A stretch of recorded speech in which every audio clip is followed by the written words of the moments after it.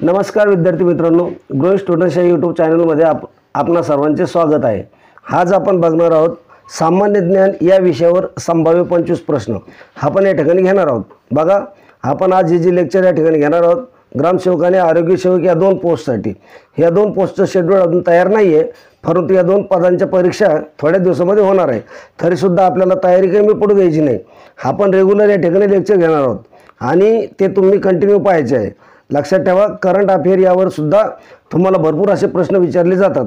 IBPS पॅटर्ननुसार अजून तुमचे minimum 20 ते 25 दिवस या एक्झामला बाकी आहे। तर विद्यार्थी मित्रांनो, आपल्या चॅनलवर जर नवीन असाल तर ग्रो स्टुडंट्स या यूट्यूब चॅनलला सबस्क्राईब करून घ्यायचं आहे। तसेच बेल आयकॉनला ऑलवर क्लिक करून घ्या आणि व्हिडिओला लाईक नक्की करत चला। तर बघूया आजचा पहिला प्रश्न काय। भारतातील स्थानिक स्वराज्य संस्थाचा जनक म्हणून खालीलपैकी कोणाला ओळखले जाते? सर्वांचं उत्तर बरोबर यायला पाहिजे या प्रश्नाचं। स्थानिक स्वराज्य संस्थाचा जनक म्हणून कोणाला ओळखलं जातं? सर्वांना माहिती आहे, 4 ऑप्शनपैकी option number 1 Lord Dalhousie. Lord Dalhousie याने साम्राज्यवादाची सुरुवात केल्यामुळं 1857चा उठाव घडला होता। मॅकेले यांनी काय केलं, 1935ला इंग्रजी शिक्षणाचा पाया घातला। त्यानंतर कर्जन म्हणलं की फाळणी आली। कर्जनने काय केलं, 1905 मध्ये ह्यांनी बंगालची फाळणी घडून आणली होती। आणि लॉर्ड रिपन तर हा 1982चा ठराव आहे स्थानिक स्वराज्य संस्थेसंबंधी। स्वराज्य संस्थेचा जनक म्हणून कोणाला ओळखलं जातं? तर लॉर्ड रिपन याला ओळखलं जातं। पर्याय नंबर 4 हे त्याचं उत्तर आहे। त्यानंतर आपण पुढचा प्रश्न बघूया। 5 राज्यामध्ये नुकताच निवडणुकाचा निकाल जाहीर झाला, त्यापैकी खालीलपैकी चुकीची जोडी ओळखा। आता जर राज्यामध्ये जो काही निकाल जाहीर झाला आहे म्हणजे त्या राज्यातील विधानसभेची म्हणजे आता काय जे राज्याला 5 राज्यामध्ये नुकताच निवडणूक निकाल जाहीर झालेला आहे त्या राज्यातील विधानसभेची जी एकूण सदस्य संख्या आहे हे सुद्धा तुम्ही लक्षात ठेवायला पाहिजे। लक्षात घ्या, ती तुम्ही पाठ करून घ्यायला पाहिजे। अगोदर त्या राज्याचे CM कोण होते आणि आता CM कोण आहेत, कोणत्या पक्षाला किती जागा मिळाल्या हे सुद्धा तुमच्या लक्षात यायला पाहिजे। लक्षात घ्या, राजस्थानमध्ये अगोदर काँग्रेसचं सरकार होतं, आता त्या ठिकाणी भजनलाल शर्मा हे त्या ठिकाणी नवीन निवडून आलेले आहेत आणि नवीन CM आहेत। कोण? Bhajanlal Sharma.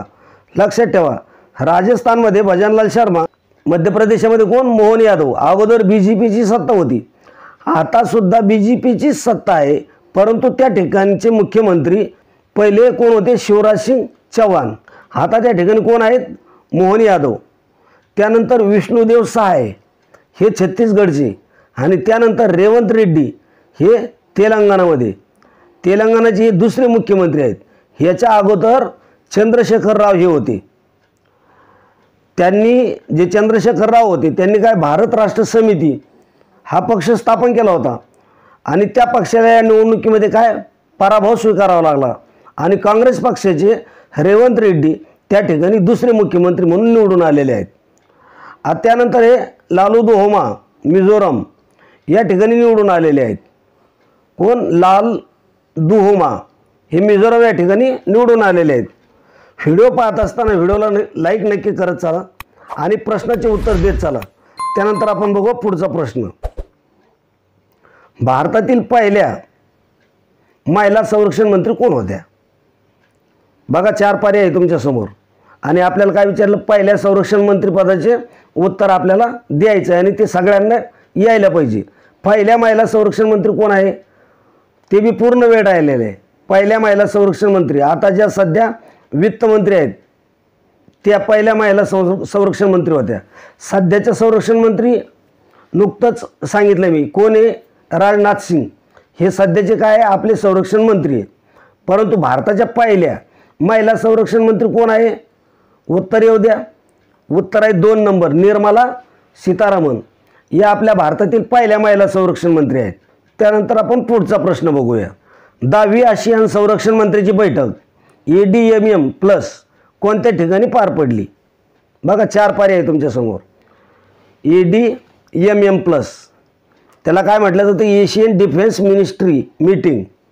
Asian defence minister meeting असं म्हटलं जातं। ती कोणत्या ठिकाणी भरली? चला लवकर उत्तर पाठवा कमेंटमध्ये। 4 ऑप्शन तुमच्या समोर दिलेले आहेत. जकार्ता आहे, दिल्ली आहे, सिंगापूर आहे आणि हनोई आहे. तर ती जी मीटिंग आहे ती जकार्ता या ठिकाणी भरली होती. मग जकार्ता ही काय आहे, इंडोनेशियाची पूर्वीची राजधानी आहे. आता इंडोनेशियामध्ये जवळपास 17,000 त्या ठिकाणी बेट आहेत. त्याला आपण आयलँडसुद्धा म्हणू शकतो. मग इंडोनेशियाची पूर्वीची राजधानी कोणती होती तर जकार्ता. आणि आता त्याची बोर्निओ बेटावर नवीन कालिमंथन नावाची राजधानी आहे. बोर्निओ बेटावर कोणती कालिमंथन नावाची राजधानी आहे. ही राजधानी त्यांनी त्या ठिकाणी काय केली आहे, स्थापन केलेली आहे. परंतु जकार्ता या शहरामध्ये काय भरलेलं आहे तर 10वी एशियन संरक्षण मंत्र्यांची बैठक. त्या ठिकाणी भारताचे संरक्षण मंत्री राजनाथ सिंह यांनी या बैठकीला काय उपस्थिती दर्शविलेली होती. त्यानंतर आपण पुढचा प्रश्न बघूया. राष्ट्रीय जलचर प्राणी म्हणून डॅश प्राण्यास घोषित करण्यात आले. राष्ट्रीय जलचर प्राणी म्हणून डॅश प्राण्यास घोषित करण्यात आले. जलचर म्हणजे जो प्राणी राष्ट्रीय जलचर प्राणी म्हणून घोषित करण्यात आलेला आहे असा प्राणी कोणता. बघा 4 पर्याय तुमच्या समोर. गंगेतील डॉल्फिन. कोणता, गंगेमध्ये आढळून येणारा डॉल्फिन हा राष्ट्रीय जलचर प्राणी म्हणून घोषित करण्यात आलेला आहे. योग्य उत्तर आहे पर्याय नंबर 3. त्यानंतर आपण पुढचा प्रश्न बघूया. भारतातील कोणत्या लोकनृत्याचा 2023 साली युनेस्कोच्या अमूर्त सांस्कृतिक वारसा यादीत स्थान मिळाले आहे. बघा 4 नृत्य तुमच्या समोर दिलेले. भारतातील कोणत्या लोकनृत्याचा 2023 साली युनेस्कोच्या अमूर्त सांस्कृतिक इंटँजिबल कल्चरल हेरिटेज त्याला आपण म्हणतो, जवळपास हा करार युनेस्कोने 2003 साली स्वीकारलेला आहे. असे जर तुम्ही डिटेल्समध्ये क्वेश्चन करत राहिले तर तुमचा एकही प्रश्न त्या ठिकाणी चुकणार नाही. 2003ला हा करार स्वीकारला. आणि भारतात एकूण अमूर्त वारसास्थळ किती आहे हे माहीत आहे का. 15 अमूर्त वारसास्थळे आहेत. आणि 2023ला कोण लोकनृत्याला हा दर्जा मिळाला असा प्रश्न आहे. लक्षात घ्या. जर का विचार केला तर रामलीला या नृत्यासाठी 2008ला पहिल्यांदा भारताच्या कोणत्या तरी लोकनृत्याला किंवा गोष्टीला इंटँजिबल कल्चरल हेरिटेज हा दर्जा युनेस्कोने दिला होता. आणि तेव्हापासून 2023 पर्यंत जवळपास 15 अशा गोष्टींना हा दर्जा मिळालेला आहे. आणि या 15 पैकी जे 2023ला मिळालेलं आहे 15वं ते काय आहे तर गरबा. गुजरातचं जे लोकनृत्य आहे कोणतं गरबा. जसं महाराष्ट्राचं काय आहे लोकनृत्य लावणी. यामध्ये छाऊ नृत्याला पण मिळालेलं आहे. तसेच कालबेलिया पश्चिम बंगालच्या नृत्य आहे याला पण मिळालेलं आहे. आणि महाराष्ट्राचं लावणी याला मिळालेलं नाही. एवढं लक्षात असू द्या. त्यानंतर पुढचा प्रश्न आपण बघूया. भारतातील डॅश राज्यात सर्वात जास्त रबराचे उत्पादन होते. पहिली गोष्ट लक्षात घ्या, चहा, कॉफी, त्यानंतर गहू, तांदूळ, ज्वारी यासारखे जे उत्पादन होतं. याच्या व्यतिरिक्त बटाटा असेल, कांदा असेल, द्राक्ष असेल, केळी असेल याच्यावर सुद्धा प्रश्न विचारले जातात. त्यामुळे तुम्हाला सांगतो चहा उत्पादनामध्ये आसाम, कॉफी उत्पादनामध्ये ज्याप्रमाणे काय कर्नाटक या ठिकाणी काय कॉफी संशोधन केंद्र सुद्धा आहे. मग रबर उत्पादनामध्ये सर्वाधिक उत्पादन नैसर्गिक रबराचं कोणत्या ठिकाणी होतं तर केरळ या ठिकाणी होतं. लक्षात घ्या. दक्षिण भारतामध्ये केरळ या ठिकाणी जास्त आर्द्रता आहे. त्याचबरोबर जास्त पाऊस म्हणजे वर्षावनांचा प्रदेश आहे. या वर्षावनांच्या प्रदेशामध्ये पर्जन्यमान जे प्रेसिपिटेशन म्हणतो आपण त्याला ते जास्त प्रमाणात होतं. त्याचबरोबर आर्द्रता असल्यामुळे रबराचे जे सदाहरित वन आहे ते त्या ठिकाणी आढळून येतात. नैसर्गिक रबराचं सर्वात जास्त उत्पादन केरळ या ठिकाणी होतं. पुढचा प्रश्न आपण बघूया.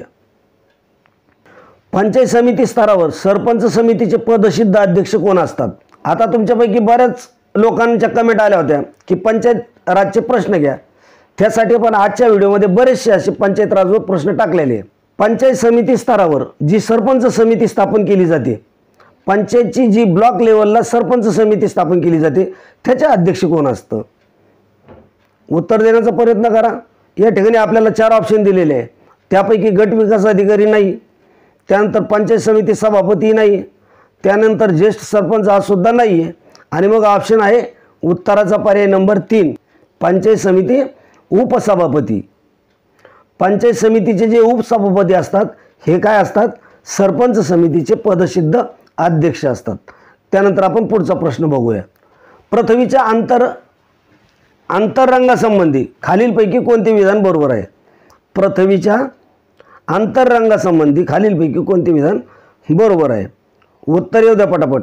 या ठिकाणी खोलीनुसार तापमान कमी होतं हे स्टेटमेंट जर चुकीचं आहे, लक्षात घ्या. या ठिकाणी जर पृथ्वीचा विचार केला तर त्या ठिकाणी मध्यभागी गाभ आहे, पृथ्वीच्या मध्यभागी काय गाभ आहे, त्याला आपण निफे म्हणतो. निकेल आणि फेरस यापासून हा बनलेला असतो गाभा. कशापासून? निकेल आणि फेरसपासून बनलेला असतो. जेव्हा तुम्ही लिथोस्फिअरपासून जेव्हा मध्ये जाता म्हणजे गाभ्यापर्यंत जाता तेव्हा तापमान वाढत जातं, परंतु हे तापमान वाढण्याचा जो दर असतो तो घटता असतो. कसा असतो? घटता असतो. म्हणजे सुरुवातीला 500 किलोमीटरला जर 100°C तापमान वाढलं तर पुढच्या 500 किलोमीटरसाठी ते 99°C वाढत जातं, परंतु त्याचा वाढण्याचा दर कसा असतो? घटता असतो. त्यामुळे पृथ्वीच्या अंतरंगासंबंधी आपण खोलीनुसार दाब कमी होतो ही चूक आहे. खोलीनुसार दाब वाढत जाणार आहे. जसं की 35 लक्ष वातावरणीय दाब हा गाभ्यावर असतो व त्यानंतर खोलीनुसार तापमानात वाढ होते, हे स्टेटमेंट एकदम बरोबर आहे. खोलीनुसार तापमानात वाढ होते. बदलत्या खोलीनुसार दाब समान असतो, शक्य आहे का? बदलत्या खोलीनुसार दाब समान असू शकत नाही. बदलत्या खोलीनुसार दाब वाढत जाणार. दाब कसा होत जाणार? वाढत जाणार, एवढं लक्षात घ्या. त्यानंतर आपण पुढचा प्रश्न बघूया. महात्मा गांधी राष्ट्रीय ग्रामीण रोजगार हमी योजनेची अंमलबजावणी महाराष्ट्रात कोणत्या मंत्रालयीन खात्यामार्फत केली जाते? आता महाराष्ट्रात कोणतं आहे? ग्रामविकास, नियोजन, कृषी, महसूल कोणतं खातं आहे? याचं उत्तर जर तुम्ही दिलं ना, आता बघा हा जो कायदा होता 2006ला झालेला कायदा, 2 फेब्रुवारी 2006ला ही योजना लागू झाली. 2008ला ही पूर्ण देशात लागू झाली. म्हणजे 2006ला ही फक्त मोजलेल्या 200 जिल्ह्यामध्ये लागू होती. किती? 200 जिल्हे. पण 2008ला ही पूर्ण भारतभर लागू झाली. आणि 2 ऑक्टोबर लक्षात घ्या 2 ऑक्टोबर 2009ला हिला महात्मा गांधी याचं नाव देण्यात आलं. रोजगार हमी योजनेला महात्मा गांधींचे नाव केव्हा देण्यात आलं? 2009ला. 100 दिवस प्रति कुटुंब रोजगार, अकुशल कामगारासाठी रोजगार. किती? 100 दिवस. याची हमी देणारी जगातली एकमेव योजना या ठिकाणी आपली ही आहे. लक्षात घ्या. यावर आपण सगळ्या अँगलने विचार केला असता नियोजन आयोग, जे काय नियोजन मंत्रालय आहे, प्लॅनिंग मिनिस्ट्री म्हणतो आपण त्याला. प्लॅनिंग मिनिस्ट्री म्हणजे ज्या ठिकाणी नियोजन केलं जातं, नियोजन मंत्रालयामार्फत महाराष्ट्रात ही योजना राबविली जाते. आता केंद्रीय स्तरावर जेव्हा अपॉइंटमेंट होते मनरेगाची तेव्हा त्या ठिकाणी 75-25 किंवा 60-40 या गोष्टी बदलत असतात. तुमच्या मनामध्ये काही शंका असल्या तर विचारत चला. मग याचं उत्तर काय आहे? नियोजन. त्यानंतर पुढचा प्रश्न बघूया आपण. सर्वसाधारण सभेची नोटीस किती दिवस अगोदर देणे बंधनकारक आहे? ग्रामसभेची जी नोटीस सर्वसाधारण सभेची किती दिवस अगोदर देणे बंधनकारक आहे? सांगा. 7 दिवस, 10 दिवस, 3 दिवस का 5 दिवस? सोपे प्रश्न वाटतात ना सगळ्यांना, मग उत्तर द्या. 7 दिवस अगोदर. सर्वसाधारण ग्रामसभेची नोटीस किती दिवस अगोदर द्यावी लागते? तर 7 दिवस अगोदर. मग ग्रामसभा ही 18+ ज्याचं मतदार यादीमध्ये नाव आहे अशा सगळ्या प्रौढ व्यक्तीचा समावेश ग्रामसभेमध्ये केला जातो. ग्रामसभेमध्ये अंतर्गत बरेचसे निर्णय घेतले जातात.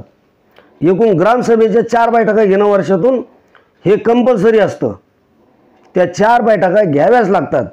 आणि ग्रामपंचायतीच्या सभा दर महिन्याला म्हणजे प्रत्येक सभेमध्ये 30 दिवसापेक्षा जास्त अंतर असायला नको. म्हणजे ग्रामसभा प्रत्येक महिन्याला घ्यावीच लागते. मग या प्रश्नाचं उत्तर समजलं तुम्हाला? चला पुढचा प्रश्न आपण बघूया.